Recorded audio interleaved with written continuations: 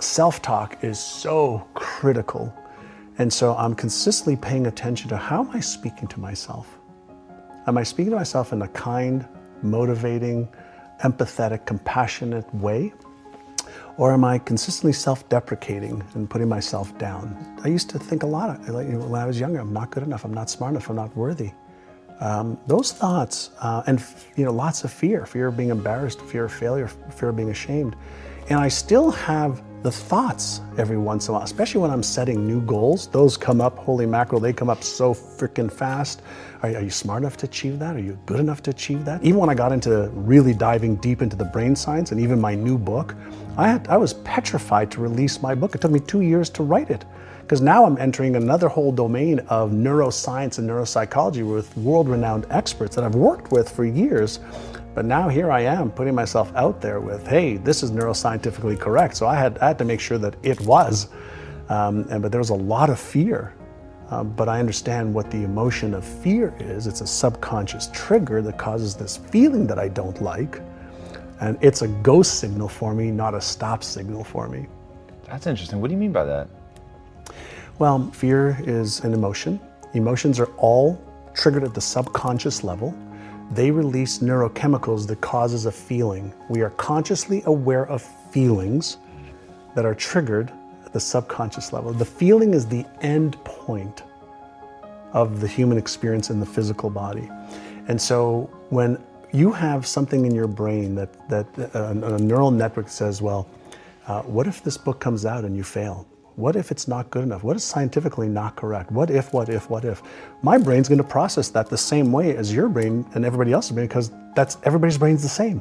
The mechanism of how the brain works, it's Einstein's brain, Hitler's brain, Genghis Khan's brain, Tom Bilyeu's brain, John Assaraf's brain, all the same functionality.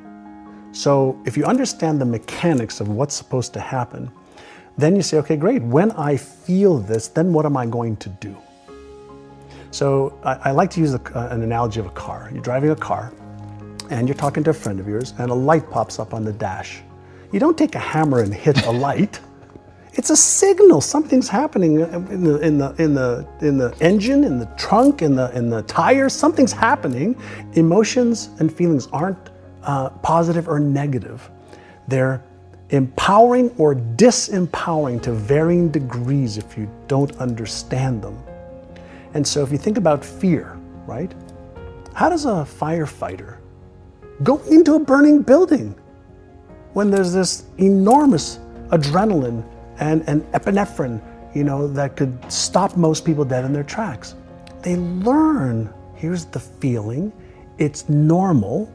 Do you have the knowledge and the skills and the preparation to deal with this in a safe way? Go. If you don't, now you retreat. So we have this phenomenal brain, right? It's genius abilities. We can't figure out how to replicate it anywhere with billions of dollars, but we are getting some of the user's manual now. So when you feel fear, what should you do? I teach the first 2 exercises that I teach every one of our students. Number 1 is called Take 6, Calm the Circuits. So if you have this unpleasant, anxious, fearful emotion, energy in motion, right? And it's unpleasant and the brakes have gone on. If you just take 6 deep breaths in through your nose,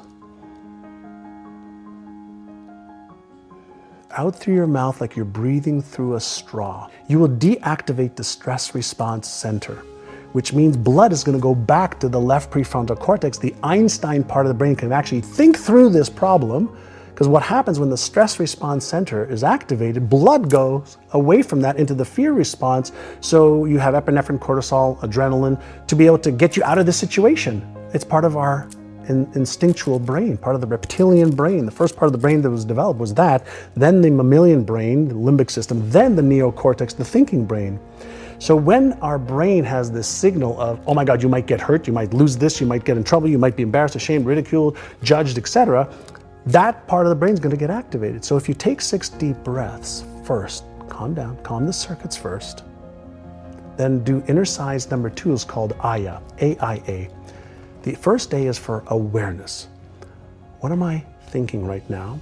What am I feeling right now? What am I sensing right now? what is my behavior right now?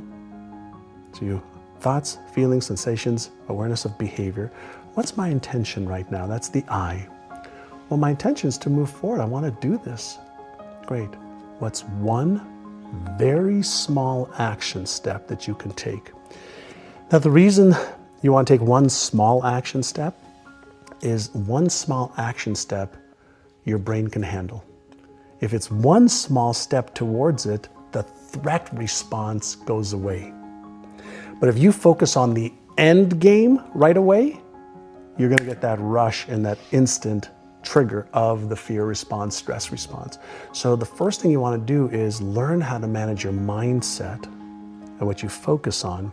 Learn how to manage your emotions because they drive your behavior more than anything else. Because we move away from pain and we move towards pleasure, but we move away from pain 1,000 times faster. And pain wires in the brain faster for survival mechanisms. So purely from a neuroscience perspective, just understanding self, once you understand, oh, okay, this feeling is normal. Okay, what should I do? Take 6 calm the circuits, Aya, and now you can start being progressive and make progress towards what you want. Now, while you're in the, what am I thinking feeling, it's a chance to be aware. And the biggest gift we have as human beings is our awareness. Because awareness is what gives you choice, and choice is what gives you freedom.